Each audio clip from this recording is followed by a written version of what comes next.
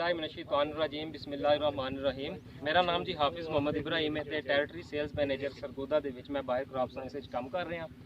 अज असी मज़हर इकबाल साहब को आए हैं। तकरीबन पढ़े लिखे जिम्मेदार ने ते पढ़ाई मुकम्मल करने तो बाद अपना जिम्मेदार है खुद ही संभाल रहे हैं। तकरीबन 20 तो 25 किले जी है मुंजी काश्त करते हैं।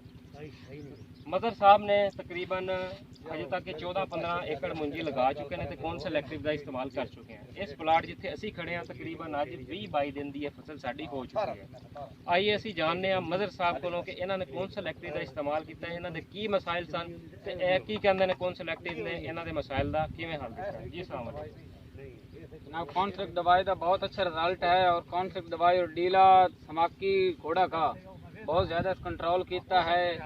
उस तो बाद फसल किसी किस्म की रुकावट नहीं आई। उस तो बाद दूसरे भाई रिक्वेस्ट है कि दवाई है इस्तेमाल करनी।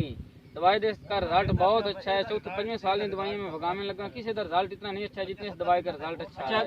तुसी कह रहे हो कि घोड़ा घास किसी दवाई नाल तुहाडा कंट्रोल नहीं हो रहा सी, इस दवाई नाल कंट्रोल हो चुका है। अच्छा घोड़ा घास मतलब हुण तुहानू अपने खेत दे विच नजर नहीं आ रहा। ये जरा कैमरा मेरा दिखा सके अगर इनू घोड़े घास का कैसा कंट्रोल इन्हें दिता है। थोड़ा जिहा अगे आके जरा ना दिखा दो।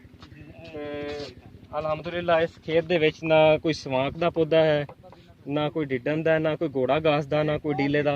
जिवें मदर साहब दस रहे हैं कि इन्हां खेत दे विच तकरीबन डीला भी सी, घोड़ा घास भी सी ते दूसरा सवांक भी सी ते बहुत सारी दवाइयां यूज़ करते सन, नहीं इन्हां नूं हल आंदा सी। लेकिन अलहमदुलिल्लाह कौन सा इलेक्ट्रिक दे इस्तेमाल दे नाल जिहड़ा है वो बहुत मुतमिन है। जी मदर साहब और कुछ कहना चाहोगे? मेहरबानी जनाब। जनाब बहुत शुक्रिया। अस्सलाम वालेकुम।